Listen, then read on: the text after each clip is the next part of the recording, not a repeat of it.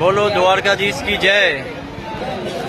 বন্ধুরা আমি এখন আছি দ্বারকা নগরী বা দ্বারকাধীশ মন্দিরের একদম ঠিক বাইরে। এটা সেই দ্বারকা যেটা শ্রীকৃষ্ণ বৃন্দাবন ও মথুরা ছেড়ে এখানে এসে নিজের সাম্রাজ্য প্রতিষ্ঠা করেছিল। এটা সেই দ্বারকা যেটা সমুদ্রের তলায় ডুবে গিয়েছিল। তো কখনো ভাবতে পারিনি এত দূর এসে পৌঁছবো। তো দ্বারকাধীশ মন্দিরের ভেতরে দর্শন করলাম। সেখানে মন্দিরের ভেতরে মোবাইল এন্ট্রি নেই, মোবাইল ব্যাগ সব বাইরে রেখে যেতে হবে।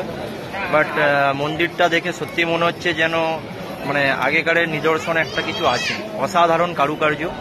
আর ভিতরে শ্রীকৃষ্ণের একটা মূর্তি আছে যেটা মেন দ্বারকাধীশ মন্দিরের প্রধান যে ঠাকুর সেটা। তো এতদূর এসে দ্বারকাধীশ মন্দিরে দ্বারকাধীশের দর্শন করে খুবই ভালো লাগলো।